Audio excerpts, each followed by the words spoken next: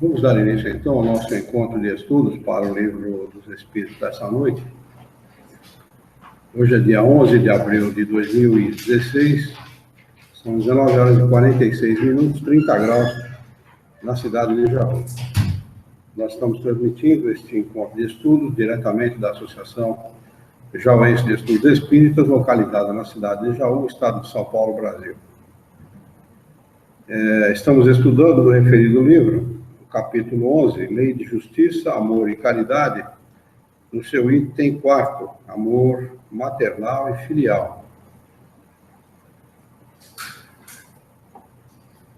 Hoje, com a presença do nosso querido Rafael Leonelli, entre nós, né? 2.000 e quantos quilômetros? 2.200 quilômetros longe de casa, para a nossa alegria. Muito bem. Item 4, amor maternal e filial. Questão 890.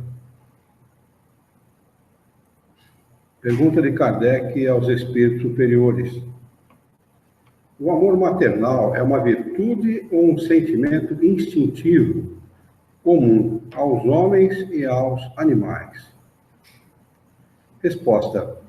É uma coisa e outra. A natureza deu à mãe o amor pelos filhos, no interesse de sua conservação. Mas no animal, este amor é limitado às necessidades materiais. Cessa quando os cuidados se tornam inúteis. No homem, ela persiste por toda a vida e comporta um devotamento e uma abnegação que constituem virtudes. Sobrevive mesmo à própria morte, acompanhando o filho além da tumba. Vedes que há nele alguma coisa a mais do que no animal. Então, há uma distinção muito grande nesse amor, né? Entre o amor do animal pelo filho e o amor da mãe pelo filho, do homem, né? Dos homens pelos filhos. É uma distinção muito grande. E essa distinção quem faz? A nossa inteligência. Não é? Não é apenas o sentimento, mas a inteligência que faz isso. Porque a abnegação, ela é fruto de uma ponderação da pessoa. A pessoa pondera e se abnega a aceitar determinadas circunstâncias, determinadas situações. Ele deixa de lado aquela situação e aceita a situação em favor do sentimento pelo filho. Então, é fruto da inteligência, é fruto da ponderação, é fruto daquilo que diferencia nós dos animais. Questão de número 891. Se o amor materno é uma lei natural, por que existem mães que odeiam os filhos e frequentemente desde o nascimento? Resposta: é, às vezes, uma prova escolhida pelo espírito do filho, ou uma expiação, se ele tiver sido um mau pai, mãe ruim ou mau filho em outra existência. Quer dizer, vai cair na mão de uma mãe terrível, né? Vai cair na mão de uma mãe atrasada espiritualmente, intelectual e moralmente muito atrasada, porque nem os animais fazem isso com os filhos, odeiam seus filhos, né? Por isso que a gente vê coisa nesse mundo e às vezes a gente fica indignado com aquela circunstância. Como pode uma mãe, né, um ser humano, fazer uma coisa como essa com os filhos? Hoje eu recebi um filmetezinho no Facebook, eu nem vi. A proposta está em cima dele, não dela.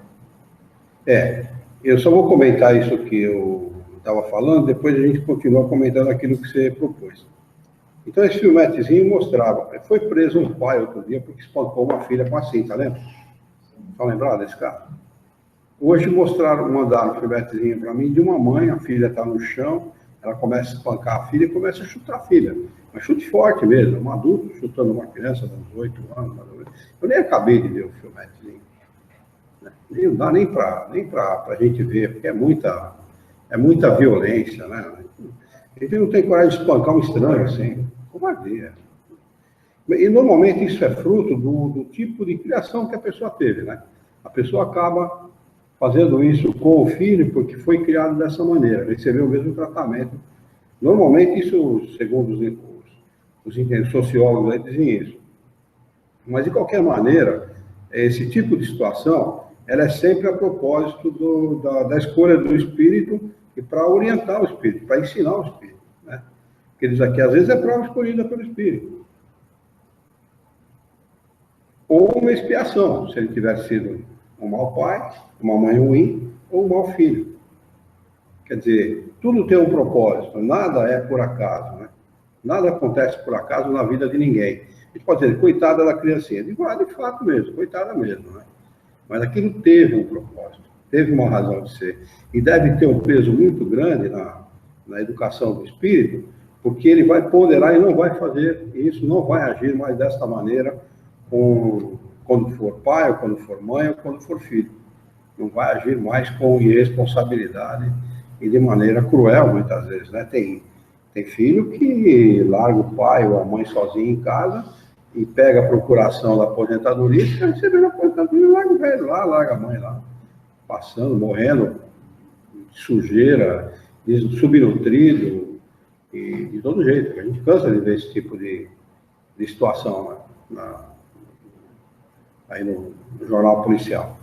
Então, quer dizer, esse filho, certamente, numa futura encarnação, vai sofrer esse tipo de consequência, justamente para aprender a ser um bom filho.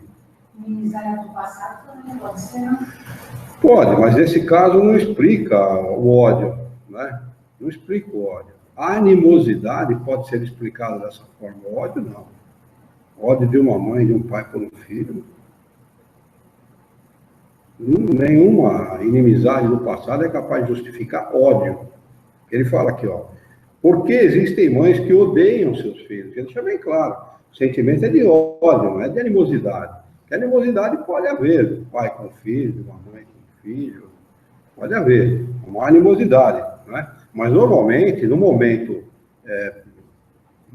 chave de uma situação, o pai tende para o lado do filho independente de qualquer coisa. A mãe tende para o lado da filha, independente de qualquer coisa. Quer dizer, você não toque. Né? Eu não gosto muito, mas não toque, não. Não toque porque você vai servir comigo. Tudo bem. Entendi. Então, pode ser uma escolha, né? Pediu para encarnar assim, mas uma criança aqui, né, sofrendo esses abusos, maltratos. A partir de que momento esse espírito ele vai ter um discernimento para tomar uma atitude, para ter a oportunidade de reverter essa situação nessa encarnação? Retrato de uma criança, nós olhamos, nós aqui, né, encarnados. Como que a gente vê isso então de fora? Porque a sociedade, aqui nós estamos estudando, nós sabemos, né? Mas a sociedade né? A sociedade tem o dever de coibir esse tipo de situação. O dever. Sim, mas aí dever moral e cívico. A partir de que momento? O espírito da criança? Espírito. Não, ele está aprendendo. Ele está aprendendo. Mesmo nessa situação, ele está aprendendo, certamente. Olha, eu já li casos de espíritos que, por exemplo, desencarnam e foram grandes aplicadores de golpe na vida. Pegaram o dinheiro de um monte de gente e tal, e saíram fora e usaram aquele dinheiro para benefício próprio e tal. Sabe como é que o espírito desse reencarna? Da mesma situação. Para pegar um monte de dinheiro na sua mão e aprender a usar. Olha que interessante. Quer dizer, pela lógica, esse cara jamais poderia, na minha opinião, jamais poderia cuidar do dinheiro dos outros. Porque ele é um golpista, pô, né? E, no entretanto, o Criador, na sua infinita misericórdia, na sua infinita sabedoria, sabe quando o espírito deve, pode, onde e como. Né? Não é por acaso que uma criança dessa encarna nessa situação. Não é por acaso. Certamente, olha, que a gente vê de crueldade, de filho com o pai, com os pais, é uma enormidade. É uma enormidade. Crueldade séria mesmo. Mas é crueldade mesmo, no mais alto grau. Não é apenas omissão, né? Chega a beira as raias da loucura, é crueldade pura mesmo. Tomar o dinheiro do velho da velha e largar passando necessidade. Né? Quer dizer, uma pessoa dessa, quando desencarna, você já imaginou a consciência dela? Quando ela se defronta com a realidade espiritual? Porque esse é o grande... vamos dizer assim, vamos usar uma linguagem mais nossa aqui do interior. Esse é o matadouro do espírito.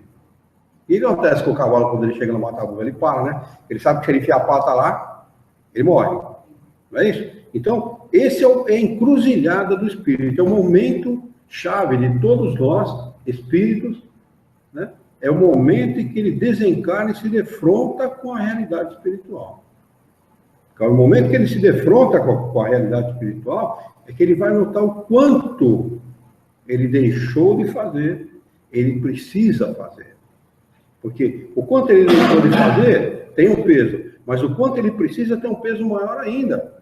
Por isso depende de oportunidade, depende de uma nova encarnação. Entende? E muitos deles desencarnam orgulhosos, vaidosos, prepotentes, egoístas, e ainda passam por um período muito grande, até chegar o momento em que ele verdadeiramente se arrependa e peça perdão ao Criador e clame por uma nova oportunidade. Quer dizer, então a gente olhando de fora o problema, a gente tem uma visão, e a nossa visão normalmente costuma ser uma visão imediatista, uma visão estreita, porque a gente não sabe da história daquele espírito em outra encarnação.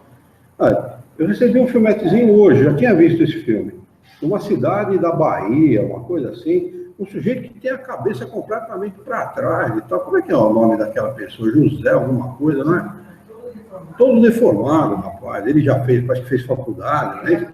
Fez faculdade e tal. Quer dizer, como é que a gente pode entender a justiça do Criador, colocando o sujeito na Terra como a nossa, onde as pessoas ditas perfeitas, né? Com o corpo organizado, perfeito, sadio, já tem uma dificuldade enorme. Um cara todo deformado, todo arrebentado. Onde está? Por quê? Onde está essa justiça? Como entender isso? Porque do ponto de vista material, parece sadismo.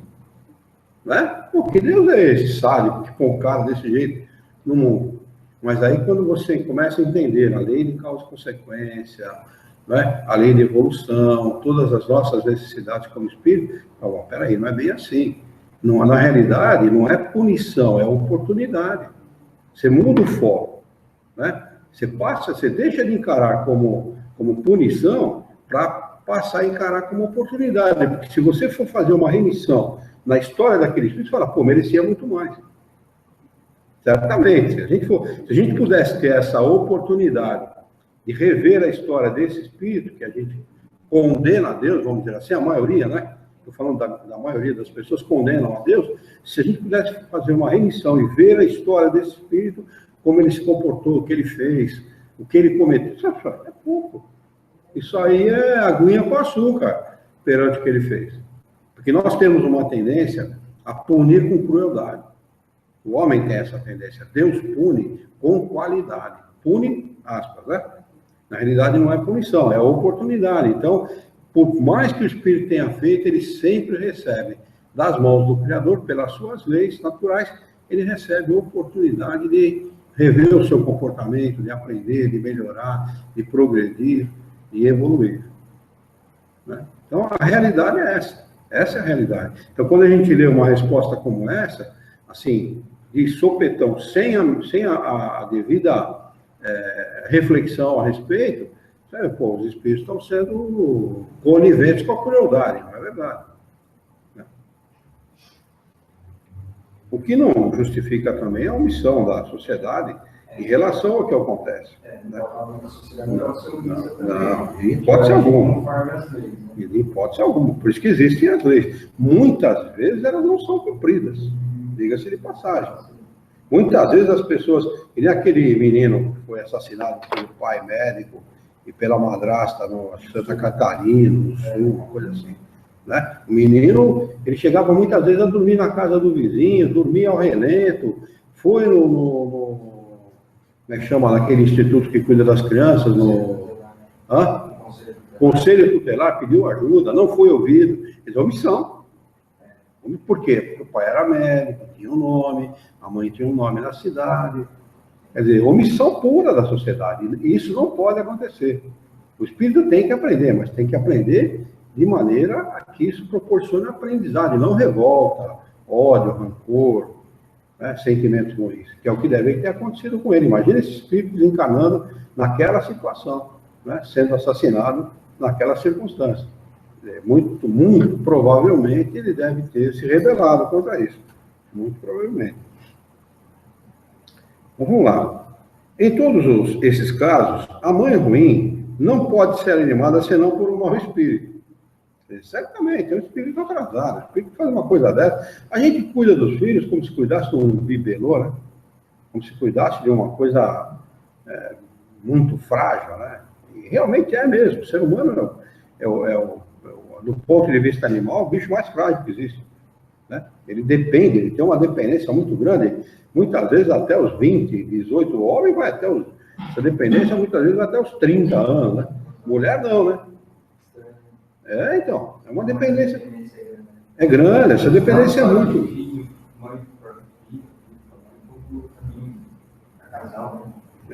É muito grande. E a fragilidade da vida, né? A fragilidade da vida é muito, muito estreita.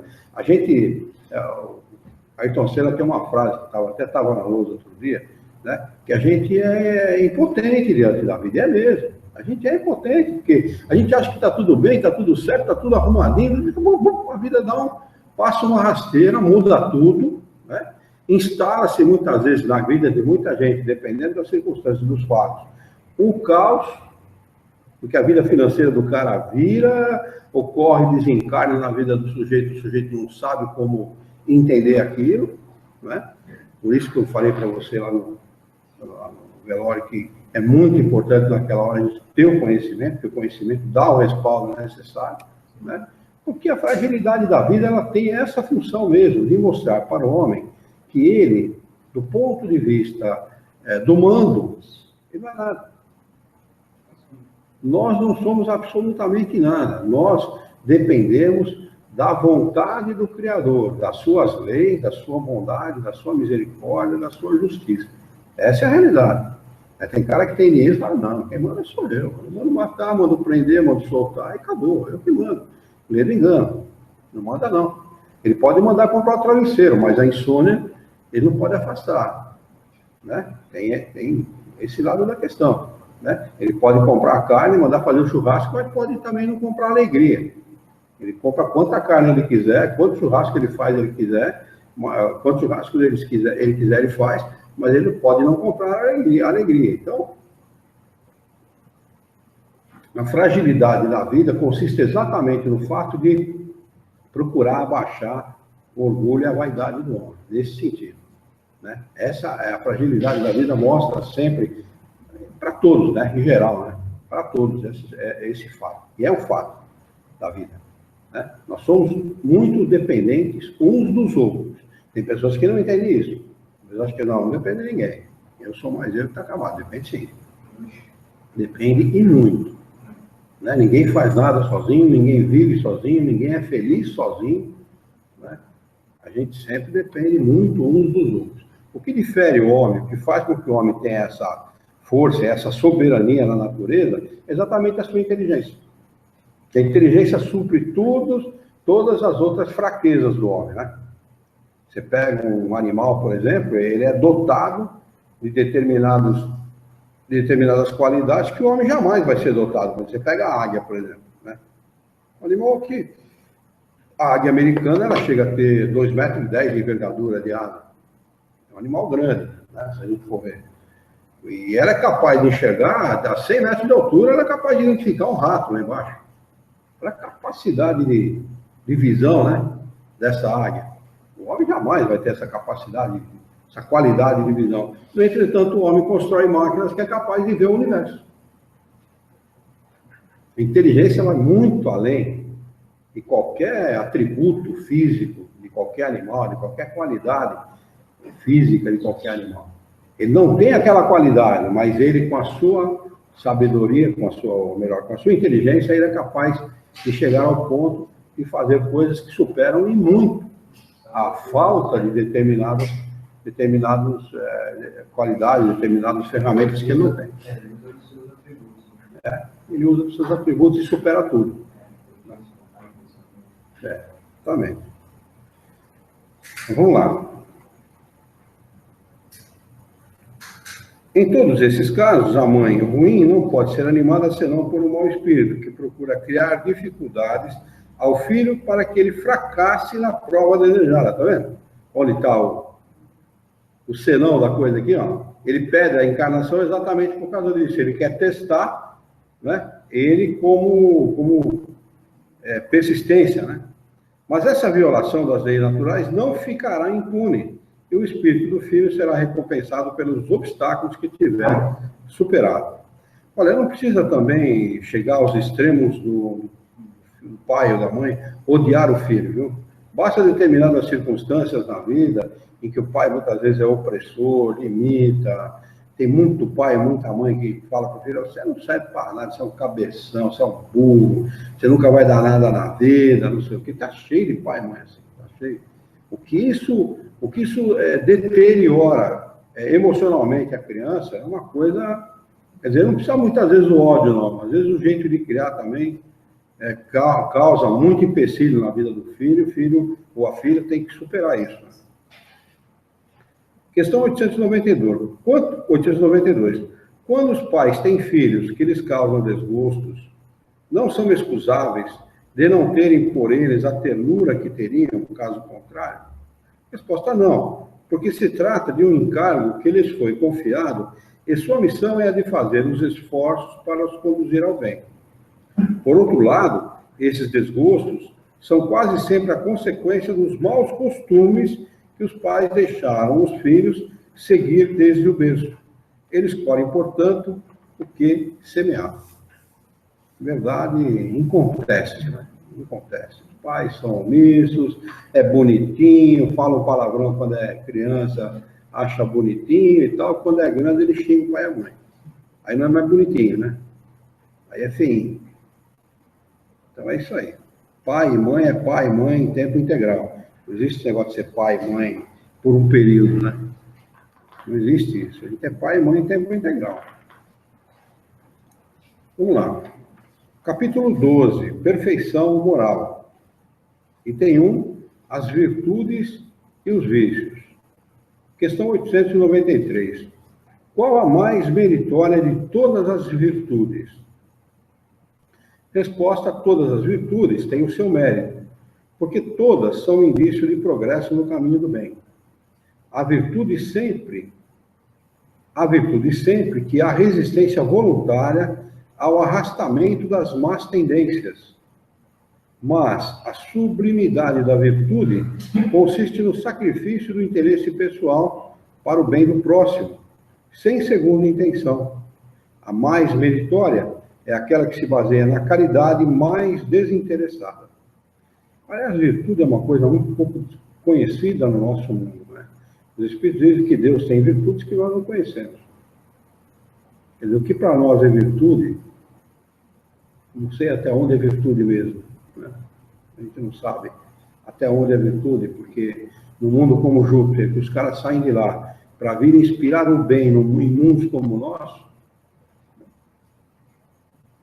que é virtude para nós, para eles é atitude convencional, é o cotidiano deles, né? É o básico. Aliás, nem básico viu? Nem básico porque o básico para eles já está muito além do que para nós é virtude. Você pega um mundo como o nosso, onde o sujeito é chamado de virtuoso porque ele é honesto.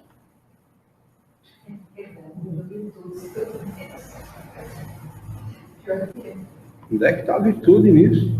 Dever puro. Colocar numa faculdade no Paraná, acho que foi em Maringá, se não me engano. Maringá não. Acho que foi em Maringá. Ou foi em Maringá ou foi aquela outra que tem perto de Maringá lá, que é bastante conhecida também.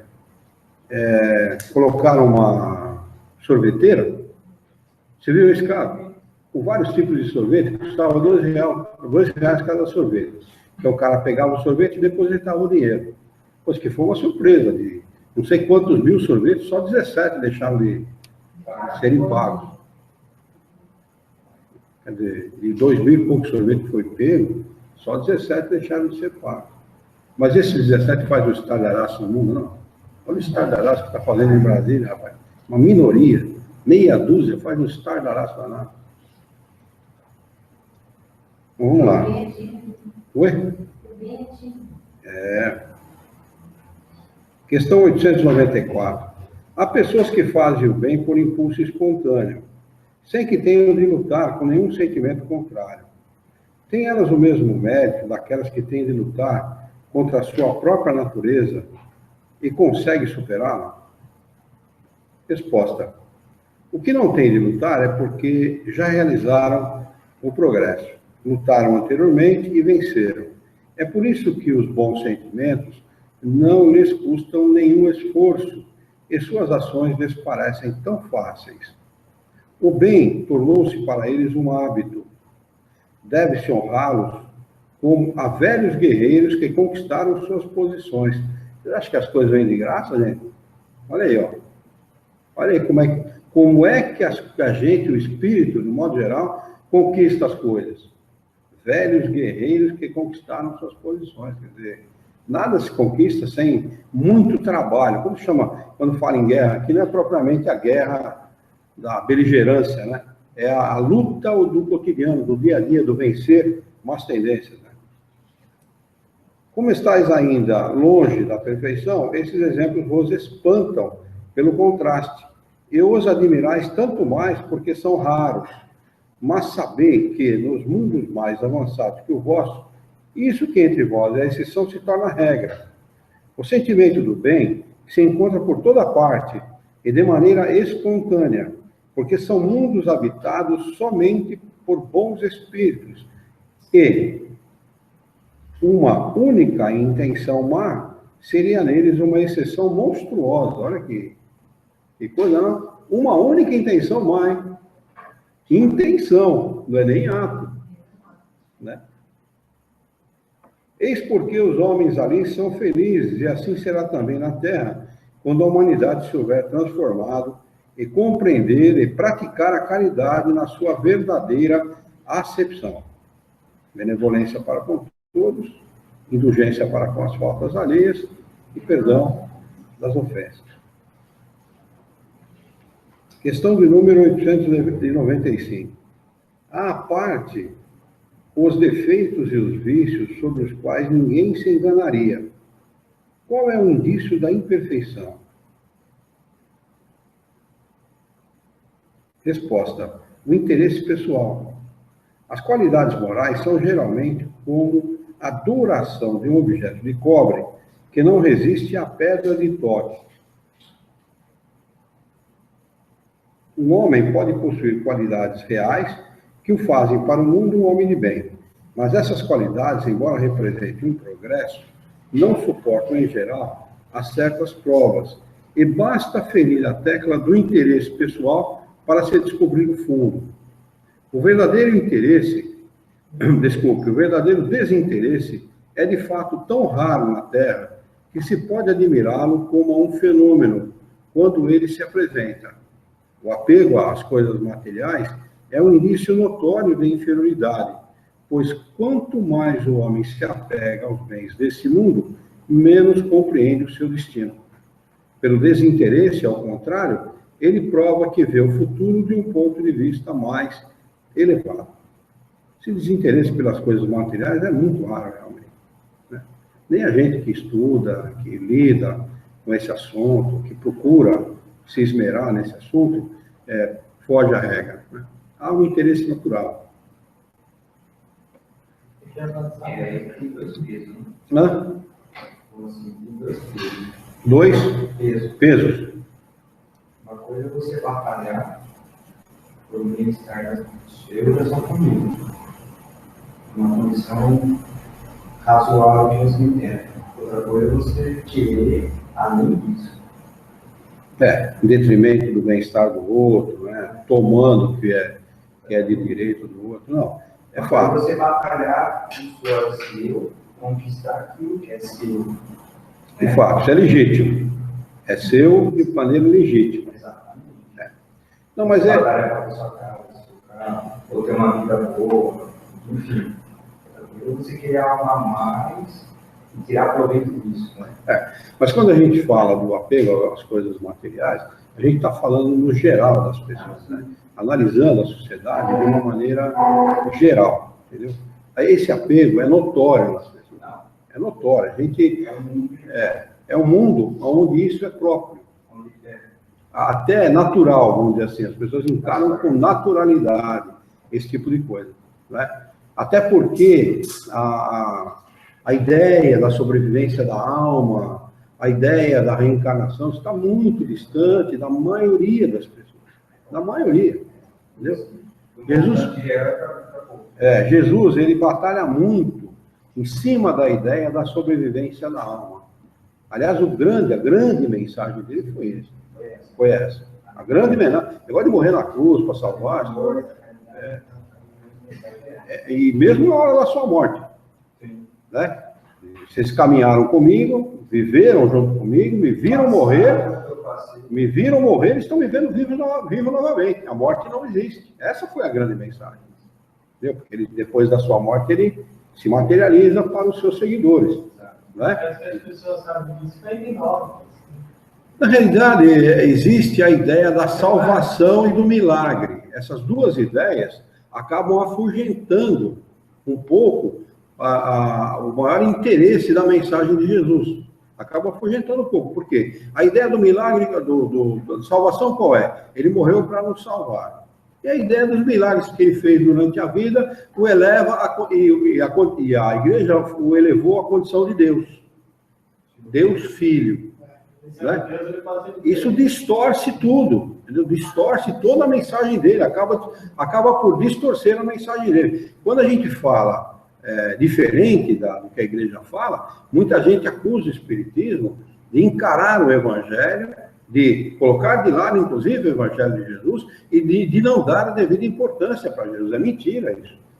É mentira, ao contrário. Entendeu? O fato dele ter encarnado num corpo de carne normal como o nosso, o fato dele ter vivido, comido, tido as suas necessidades fisiológicas como nós e tudo mais, não tira o seu mérito em hipótese alguma. A vida dele foi uma vida dedicada ao homem, dedicada à sua mensagem, dedicada ao código de moral que ele vem ensinar, enfim, de conversa. Não teve outro acima dele até hoje na Terra. Ele, como Deus, tirava tudo de valor, né? Exatamente, mas não teve esforço da parte dele, né? Você eleva ele à condição de Deus. Eu vi um sujeito, um padreco, dando uma explicação a esse respeito na televisão. Não foi num dia de Sexta-feira Santa e tal, foi nesse período de Páscoa, né? O que antecede é a paixão de Cristo, né? Depois vem a Páscoa, não é isso?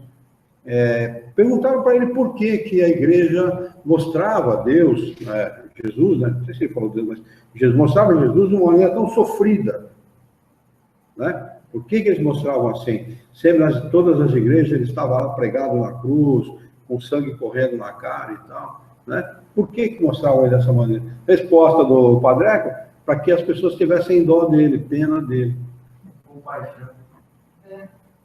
Precisa ter dó de Jesus, mano. Nós temos que ter dó de nós mesmos, ao contrário. Ele é que tem dó da gente, nós vamos ter mais dó de nós mesmos, não dele, né? Então, essa é a realidade, viu, Rafa? Essa é a realidade, entendeu? Então, quando as pessoas começarem a despertar para essa realidade, que ainda é uma realidade distante da maioria dos homens, de que a vida não acaba com a morte do corpo, que o corpo é apenas uma ferramenta do espírito, muda tudo. Você não tem a dúvida. As instituições vão trabalhar em benefício de todos, que é o contrário, mas o cara ele quer um cargo numa instituição para poder sugar o máximo que ele puder em benefício dele, única e exclusivamente. Quando a ideia da sobrevivência da alma ela se estabelece, as pessoas passam a trabalhar pelo coletivo e não pelo individual. Por isso que a ideia do socialismo ela é muito interessante, muito bonita, muito positiva do ponto de vista da ideia. Da aplicação não, já mostrou que não tem como ser aplicada, não é? Até porque o egoísmo do homem ele vai tão longe que que os próprios mandatários desses países que são socialistas e comunistas, a gente, no tempo do Brezhnev, acho uma coisa assim, ou do anterior a ele, aquele que tinha uma mancha na cabeça, e até o gordo brincava muito com isso, Gorbachev. No tempo deles, foi descoberto na União Soviética, que ainda era a União Soviética na época, foi descoberto verdadeiros palácios que serviam às autoridades. Palácio onde existia cinema particular, piscina, tudo que existe no Ocidente, né? Tínhamos palácio deles. Socialismo bebendo champanhe francês, amigo, quero ser também, né? Aí não tem socialismo. Se o cara que manda fazer, se o cara que prega aquilo como verdade e não dá o exemplo, peraí, não existe. Mas a ideia em si ela é muito positiva desse ponto de vista, porque seria a igualdade, né, das pessoas, a igualdade de todos, em benefício de todos, o trabalho de todos em benefício de todos. Isso é uma ideia muito nobre, né? Como ideia é muito nobre. Não, o mundo não está preparado para isso. Porque o homem ainda faz questão de desconhecer esta realidade espiritual. A partir do momento que as pessoas se ativerem mais a essa ideia, seria um ponto crucial e inicial, né? É o principal ponto, que a partir dessa ideia, o que faz nós mudarmos de posição diante da vida, diante das coisas? Exatamente essa ideia. Exatamente essa ideia. Que a partir desse momento você começa a considerar todos os outros princípios espíritas. Encarnação, evolução, causa e consequência, enfim, né? Todas as outras coisas. Você passa a considerar todas as... Por isso que Jesus bate insistentemente em cima dessa ideia. Insistentemente. A religião acabou distorcendo essa ideia ao longo do tempo. Mas essa ideia é a fundamental. Essa é realmente a fundamental.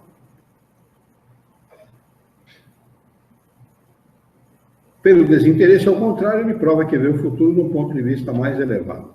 Questão 896. Há pessoas desinteressadas, mas sem discernimento, que prodigalizam seus haveres sem proveito real, por não saberem empregá-los de maneira razoável. Tem por isso algum mérito? O que ele está... Essa pergunta aqui, se alguém não entendeu ela na profundidade necessária, fazendo um trocadilho, há pessoas desinteressadas, pessoas que não ligam muito para as coisas materiais, e que acabam distribuindo ou gastando os seus bens sem proveito real, sem proveito verdadeiro para o coletivo. Porque ele quer saber, por não saber empregá-los de maneira razoável. Tem por isso algum mérito? É claro que não, é evidente que não. Porque você possuir as coisas tem um sentido muito mais amplo do que a verdadeira posse das coisas, né? A posse das coisas, ela só pode ser fruto de um grupo de espíritos que está na condição evolutiva que nós estamos, porque a partir do momento que o espírito começa a entender a realidade da vida, ele passa a entender que qualquer coisa material não é dele, ele é apenas o administrador temporário daquelas coisas. E administrar significa cuidar bem, não é? Distribuir com qualidade, né? Distribuir com sabedoria. E distribuir com sabedoria é criar emprego, criar bem-estar, criar progresso comunitário e assim por diante. Não significa gastar, porque gastar não tem ciência nenhuma. A ciência está em administrar, em saber administrar. A pessoa tem interesse o valor que ela vai dar. Na realidade, o desinteresse é mais omissão, é mais pelo fato da pessoa não querer ter trabalho do que real desinteresse. E a gente fala assim, ele tem um carro e diz assim, eu não cuido do meu carro, o carro é para me servir, não é para eu servir ele. Inteligente da parte dele, né? Muito inteligente, nossa, é o cara mais sábio que existe na face da Terra. O carro não precisa de manutenção? Por acaso o carro, ele não precisa, como qualquer outra coisa, de limpeza, de asseio e tudo mais? Evidente. Então o carro não é para ser simplesmente para servir você. O carro, ele precisa que você cuide dele para que ele possa te servir bem. Quando for precisar, Exatamente. Então, você tem que administrar a vida do carro. Quanto mais você administra a vida do carro, mais tempo ele dura e com mais qualidade. Então, não é desinteresse. O cara que fala isso não fala por desinteresse, ele fala por omissão. Ele diz assim, tem o mérito do desinteresse, mas não o do bem que poderiam fazer. Evidente, né? Gastar, jogar fora. Se o desinteresse é uma virtude, a prodigalidade refletida é sempre pelo menos uma falta de juízo, pelo menos. Ele diz aqui pelo menos porque eles são muito educados, né? Para não dizer burrice, né? Falta de juízo. A fortuna não é dada a alguns para ser lançada ao vento, como não é a outros para ser encerrada num cofre. É um depósito de que terão de prestar contas, porque terão de responder por todo o bem que poderiam ter feito e não fizeram, por todas as lágrimas que poderiam ter enxugado com o dinheiro, dado aos que, na verdade, não estavam necessitados. Respondido com perfeição, né? Respondido à altura da necessidade dessa pergunta. Justamente, né? Uma vez que não é seu, você é apenas o usufrutuário, o administrador fiel. Aliás, tem que ser um administrador fiel, né? E gastar desmesuradamente, você prodigalizar o seu bem, simplesmente jogar fora, é uma coisa simples, não requer sabedoria e muito menos trabalho, né? Porque gastar não exige trabalho, agora administrar exige. O cara fica fazendo a continha dos caraminguazinhos, das moedinhas que tem, que vai ter, quanto zero tem à direita do número, o que vai faltar daqui tanto tempo, quanto precisa entrar para você cobrir tal coisa. Isso exige trabalho, exige preocupação, exige empenho, exige reflexão a respeito, exige uma série de coisas, né? Você vai gastar, se faltar dane, estou nem aí. Devo, não nego, pago quando puder. Não é assim que os caras falam? Outra estupidez, né? Isso é próprio de quem não é honesto. Porque o honesto não fala, eu devo e eu vou pagar. Porque se eu fiz a conta, é dever meu pagar. Não importa, o cara tem muito dinheiro, não importa. Você não assumiu o compromisso com ele? Se você assumiu o compromisso com ele, não importa quanto ele tem. Você deve, pague. Questão número 897. Aquele que faz o bem sem visar uma recompensa na terra, mas na esperança de que lhe seja levado em conta na outra vida, e que nessa a sua posição seja melhor, é repreensível, e esse pensamento prejudica o seu adiantamento? Resposta curta, simples e grossa. É necessário fazer o bem por caridade, ou seja, com desinteresse. Se é com desinteresse, não faça as coisas pensando que você vai estar melhor na outra vida, porque não vai, cara. Não vai. Você não vai para o nosso lar, você vai para o vosso lar. Cara. Você vai ter que amargar a mulher e os filhos e os problemas de casa, e a mulher vai ter que amargar o marido, vai ter que aguentar depois de desencarnada, porque é lá que está o trabalho. Então, não fica dando as coisas, que comprando terreninho no céu, porque não vai resolver absolutamente nada. 897A. Mas cada um tem o desejo muito natural de progredir para sair da situação penosa desta vida. Os Espíritos nos ensinam a praticar o bem com esse fim. Será, pois, um mal pensar que, pela prática do bem, se pode esperar uma situação melhor? Aí já é outra coisa, né? A prática do bem é a prática da caridade. Aí é outra situação. Quem pratica verdadeiramente a caridade jamais pensa em recompensa. Não é? Os Espíritos não responderam para Kardec que os verdadeiros missionários muitas vezes sequer sabem que são? Lembra disso? Eles estão preocupados se eles são missionários ou não? É claro que não. Evidentemente que não. Porque se preocupasse com isso é porque não eram verdadeiros missionários. Né? Aquele que se arroga o título, né, de emissário de Deus, né? Esse pode ter certeza que não é. Claro, pura vaidade e interesse. Má fé. Só pode ser má fé. Resposta: não por certo. Mas aquele que faz o bem, sem segunda intenção, pelo prazer único de ser agradável a Deus e ao seu próximo sofredor, já se encontra num grau de adiantamento que lhe permitirá chegar mais rapidamente à felicidade do que o seu irmão que, mais positivo, faz o bem por cálculo e não por impulso natural do coração. Nós ainda estamos naquela fase de eu dou, como eu sou bonzinho e tal. Tá nessa fase. O mundo está nessa fase ainda. A maioria existe, é claro que existem as exceções. Meu sogro e minha sogra eram um exemplo de pessoas assim. Eu vou bater um cara uma vez na casa do meu sogro. Ó, eu sou de tal lugar assim, tal Baté, não sei onde. Eu sou seu afilhado e tal. Eu estou precisando de quanto? 500 reais? 200 reais? 500 reais? 500 reais. E era afilhado nada, era golpista. Meu sogro não tinha apego, minha sogra também, não tinha apego com coisas materiais. Eram pessoas boas, naturalmente. Sabe que é a pessoa naturalmente boa? Naturalmente boa.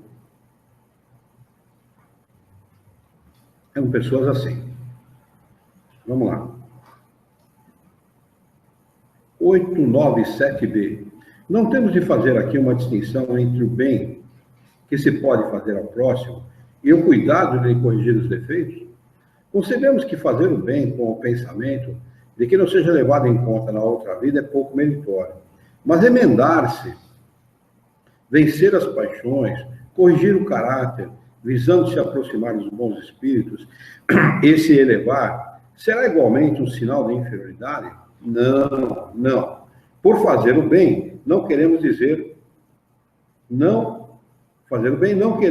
ser caridoso. Aquele que calcula o que lhe pode render cada uma de suas boas ações na outra vida ou na vida terrena, procede de maneira egoísta. Mas não há nenhum egoísmo em se melhorar com vistas a se aproximar de Deus, pois esse é o objetivo de todos. Evidentemente, né? Evidentemente. Aliás, o nosso propósito da doutrina espírita aqui e aplicá-la lá fora é exatamente esse. Né? Mas quando você está aplicando, quando a coisa se torna o nosso cotidiano, o nosso dia a dia, a gente aplica sem pensar. Já se torna, vamos dizer assim, rotina, né? Acaba se tornando rotina. A gente faz sem pensar. 898. Desde que a vida corpórea é apenas uma efêmera passagem por esse mundo, e que o nosso futuro deve ser a nossa principal preocupação, é útil esforçar-se por adquirir conhecimentos científicos que se referem somente às coisas e necessidades materiais? Resposta: sem dúvida. Primeiro, isso vos torna capazes de aliviar os vossos irmãos. Depois, vosso espírito se levará mais depressa se houver progredido intelectualmente. No intervalo das encarnações, aprendereis em 1 hora aquilo que na Terra demandaria anos. A gente sempre repete isso, né? Normalmente sempre repete isso, mas está aqui, ó.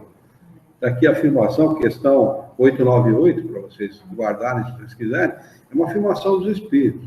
Quer dizer, gente, conquistar isso não seria maravilhoso? Maravilhoso conquistar essa situação, conquistar essa possibilidade de aprender em horas aquilo que demandaria anos para aprender aqui. Situação maravilhosa. Nenhum conhecimento é inútil.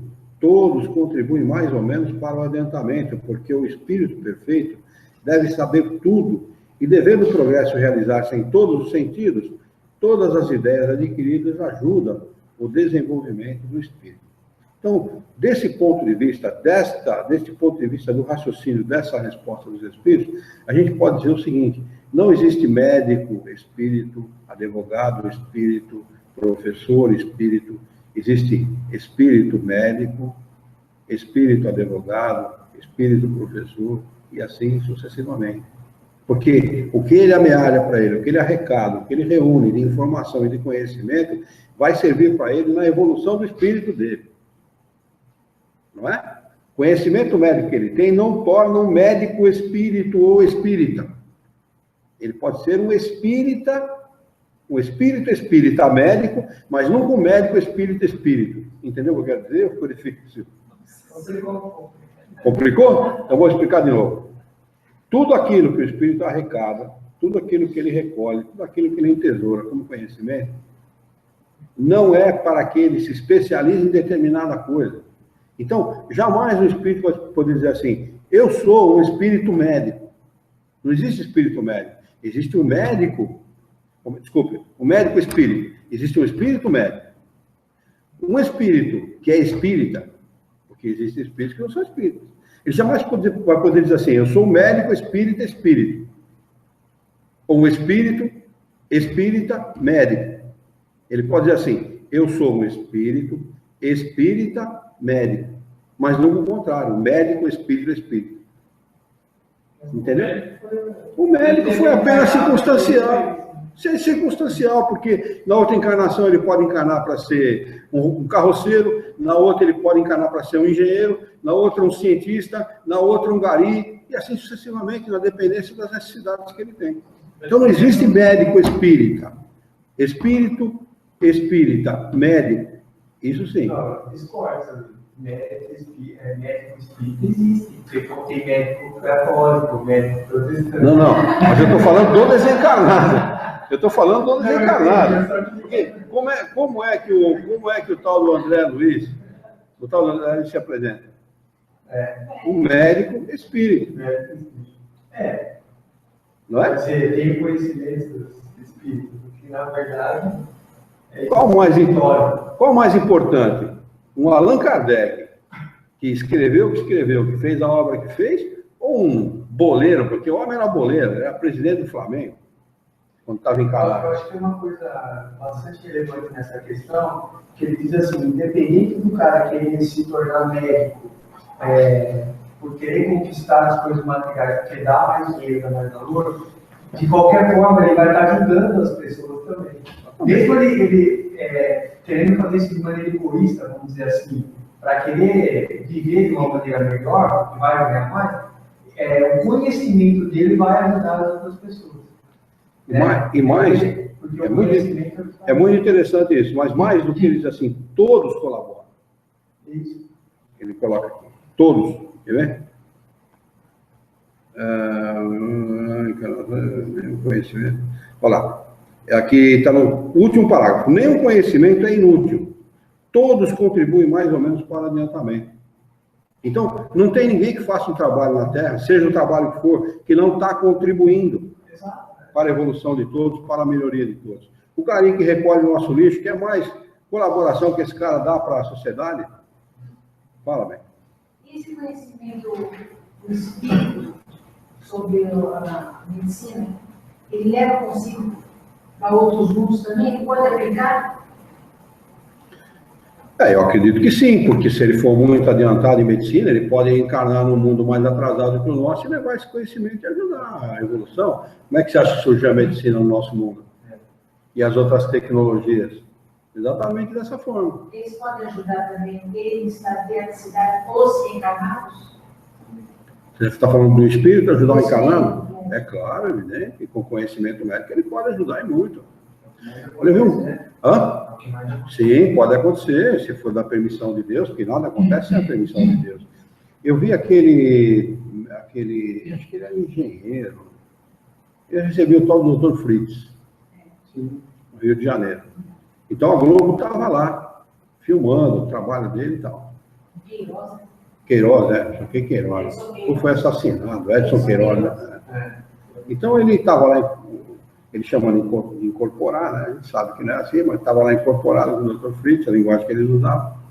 E o repórter acompanhando ele, falando, e ele comentando com o repórter, conversando com o repórter, assim, do que estava acontecendo. Ele pega uma agulha, mais ou menos desse tamanho assim, uma agulha, sem asepsia nenhuma, fala para o cara, dá a sua mão aqui, atravessa a agulha na mão do cara. Atravessa, a agulha fica assim, atravessada na mão do cara. E o cara passou a acompanhar com a agulha espetada numa mão e o microfone na outra, passou a acompanhar o Edson, junto com o Dr. Fritz, vai acompanhar. Chegou um determinado momento, esse sujeito, esse repórter, vai, põe a mão na agulha e tenta puxar.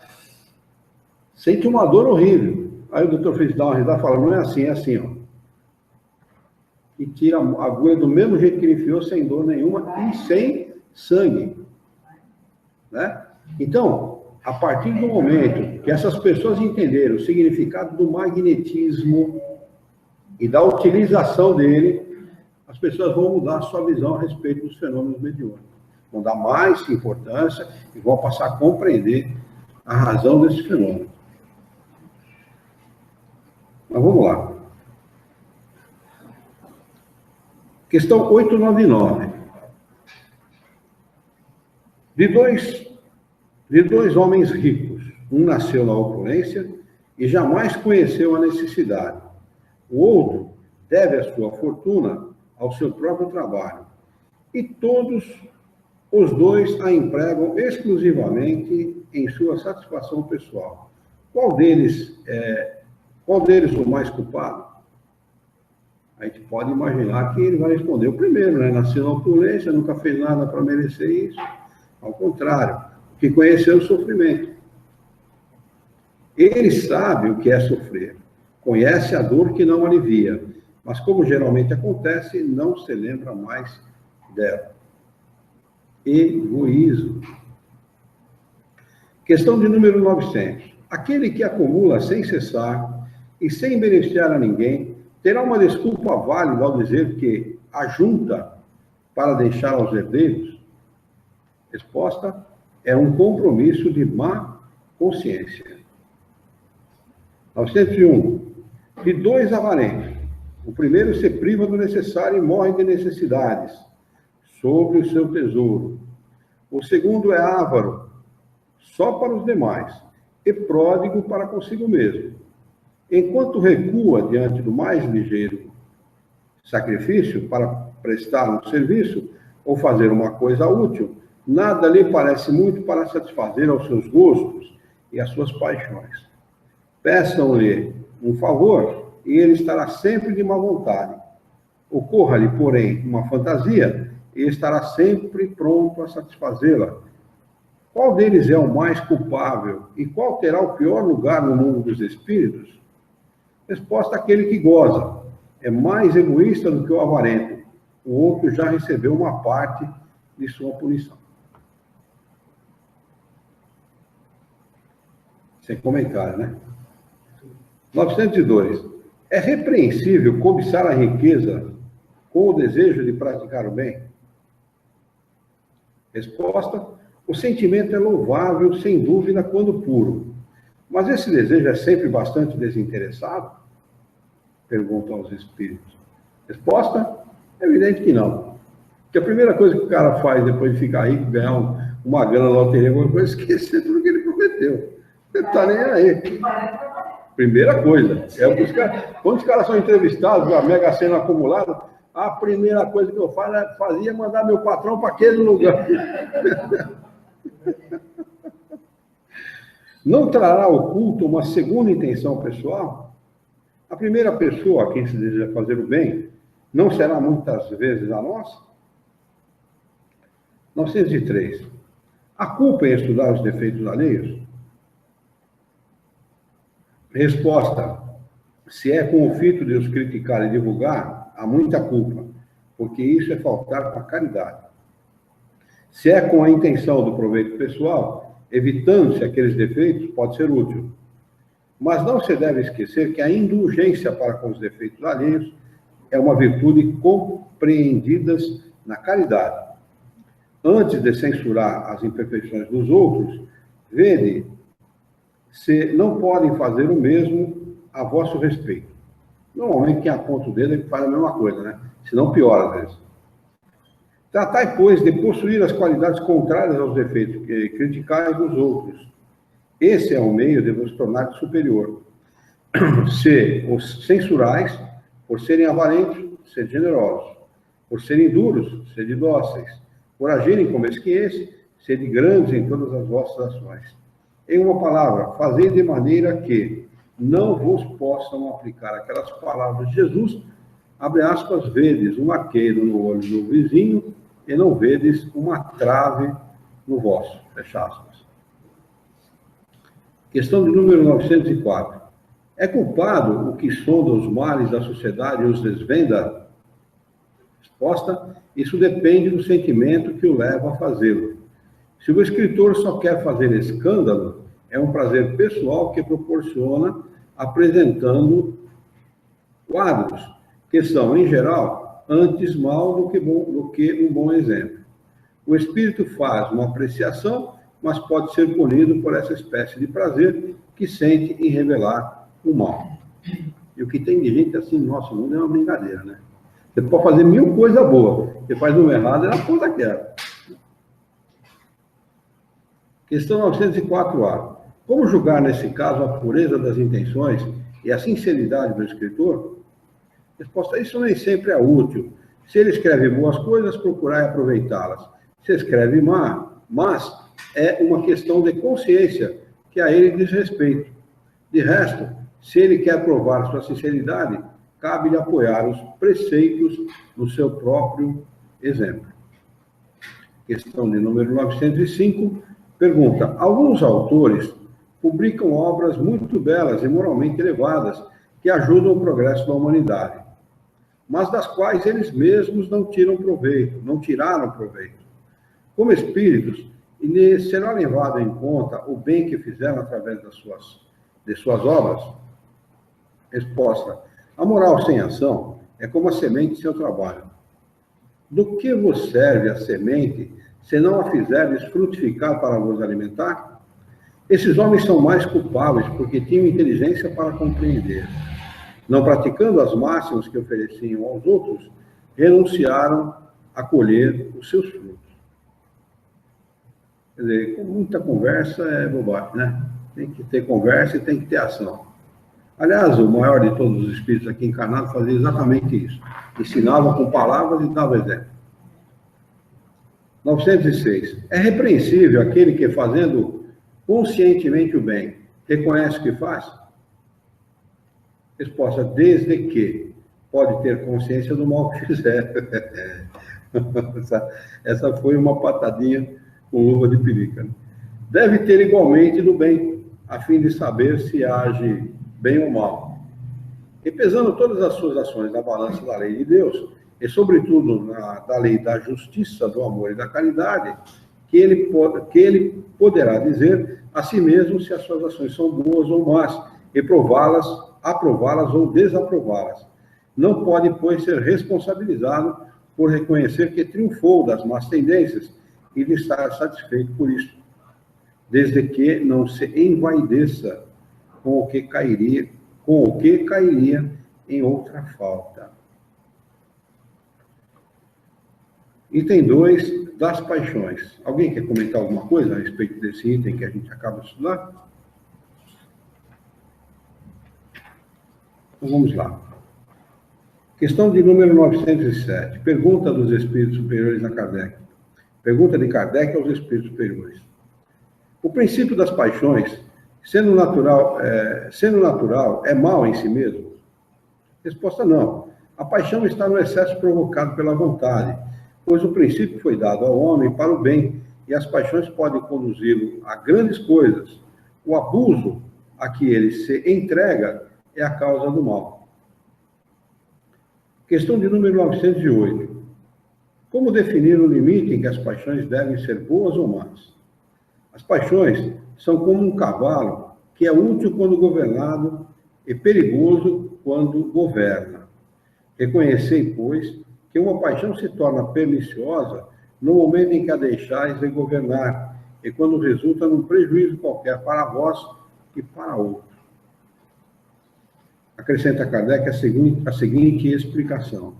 As paixões são alavancas que decuplicam as forças do homem e o ajudam a cumprir os desígnios da providência. Mas, se em vez de as dirigir, o homem se deixa dirigir por elas, cai no excesso e a própria força que em suas mãos poderia fazer o bem recai sobre ele e o esmaga. Todas as paixões têm o seu princípio num sentimento ou numa necessidade da natureza. O princípio das paixões não é, portanto, mal, pois resulta sobre uma das condições providenciais da nossa existência. A paixão propriamente dita é o exagero de uma necessidade ou de um sentimento. Está no excesso e não na causa, e esse excesso se torna mal quando tem por consequência algum mal. Toda paixão que aproximou o homem da natureza animal distancia-o da natureza espiritual. Todo sentimento que eleva o homem acima da natureza animal anuncia o predomínio do espírito sobre a matéria e o aproxima da perfeição. Então, a paixão em si não é uma coisa ruim. O excesso, né, qualquer coisa é sempre ruim. Mas, na realidade, o que se chama paixão é o excesso da vontade, né, da aplicação da nossa vontade. Né? O excesso da aplicação da nossa vontade. Quando o homem se apaixona por alguma coisa, ele está colocando sobre aquela ideia toda a sua determinação. Né? Mas quando ele deixa aquilo exacerbar e ir além da racionalidade, ele faz como um cavalo que não tem nenhuma coordenação, que não tem nenhuma direção. Acaba causando desastre. Questão 909. O homem poderia sempre vencer as suas más tendências? Essa é boa pra caramba, hein? Pelos seus próprios esforços? Resposta dos espíritos a Kardec. Sim, às vezes com pouco esforço. O que lhe falta é a vontade. Ah, como são poucos os que se esforçam. Essa é para chamar a atenção, né? 910. O homem pode encontrar nos espíritos uma ajuda eficaz para superar as paixões? Resposta: se orar a Deus e ao seu bom gênio, com sinceridade, os bons espíritos virão certamente em seu auxílio, porque essa é a sua missão. Então, gente, nós temos que nos apegar. Quando ele chama de bom gênio, é porque a palavra significa exatamente isso, né? Gênio, bom gênio, é o nosso guia espiritual, ou anjo da guarda, é tudo a mesma coisa, né? Então, vamos nos apegar aos nossos bons espíritos, porque eles virão certamente em nosso auxílio, porque essa é a missão deles, né? Quando a gente se apega com eles, pede firmemente a eles, nunca nos falta. 911. Não existem paixões de tal maneira vivas e irresistíveis que a vontade seja impotente para as superar?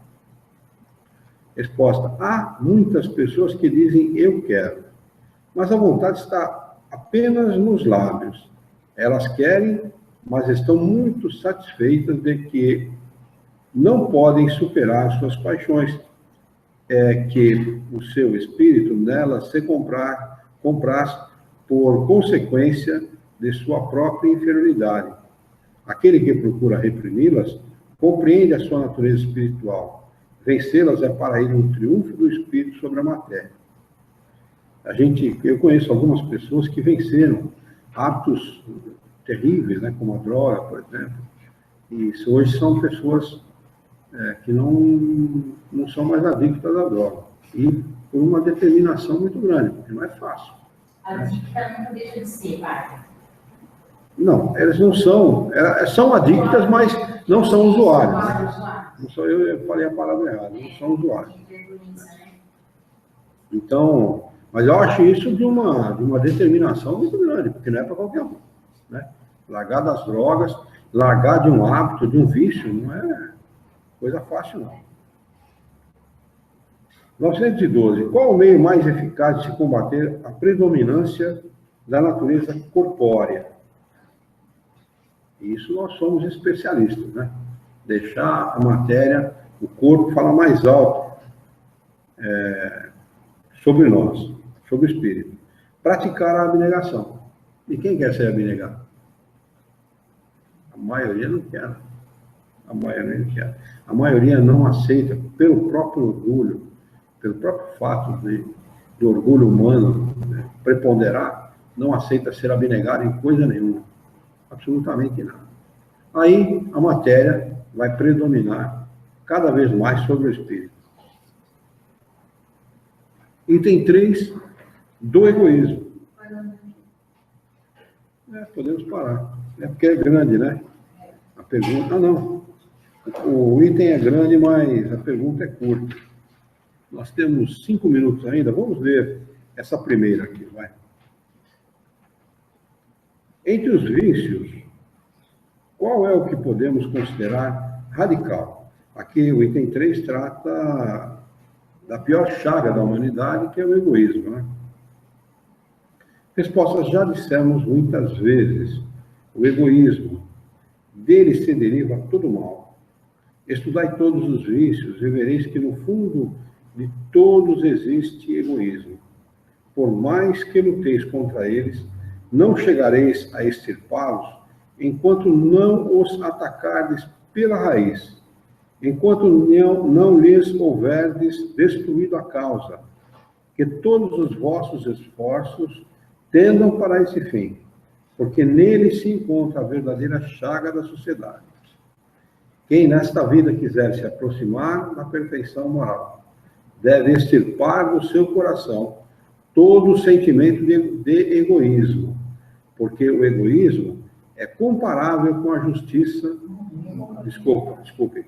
O egoísmo é incomparável com a justiça, o amor e a caridade. Ele neutraliza todas as outras qualidades. Então, vamos anotar aqui o item 3 aqui, para a gente reler novamente essa questão no nosso próximo encontro. Hoje é dia 11/4/2016. Nós paramos aqui no dia 14/5/2012, no dia 20/11/2006, no dia 13/10/2008, no dia 29/7/2013. Esse não é o lugar. Muito bem. Comentários, perguntas, dúvidas?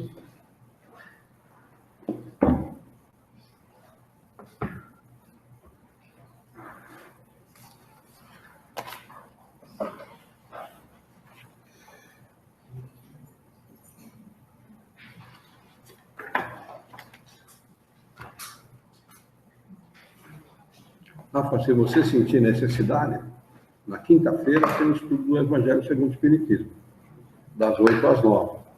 E na sexta, reunião pública, com passe e tal. Se você sentir necessidade, eu falei. Porque é às 7 horas e 7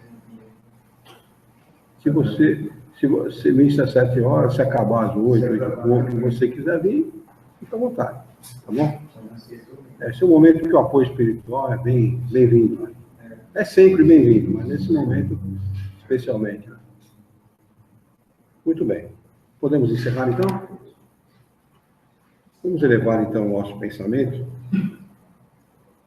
Vamos nos colocar comodamente nas nossas cadeiras, procurando relaxar músculos e dedos.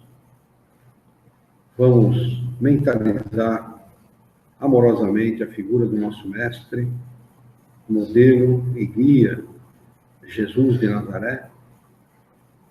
Juntos com Jesus, vamos nos dirigir ao Criador, ao Senhor da vida, fonte inesgotável de paz, de amor, de bondade, de misericórdia e justiça, para agradecê-lo muito pela oportunidade de estarmos aqui reunidos em seu nome, para estudarmos as questões propostas pelo Livro dos Espíritos dessa noite. Queira a vossa bondade, o vosso amor, a vossa misericórdia, que tenhamos bom ânimo, coragem, determinação, ideias renovadas, alegria de viver e muito entusiasmo, para que nós possamos trabalhar, sermos úteis e dignificarmos a vida. Ajuda-nos ainda, Senhor, dá-nos a coragem necessária para que nós possamos honrá-la por um profundo e sincero respeito pelo nosso próximo. Em teu nome, Senhor, em nome de Jesus, em nome dos bons espíritos, em nome do nosso diretor espiritual e de sua equipe, de todos os encarnados e desencarnados presentes na nossa reunião, nós a declaramos encerrada.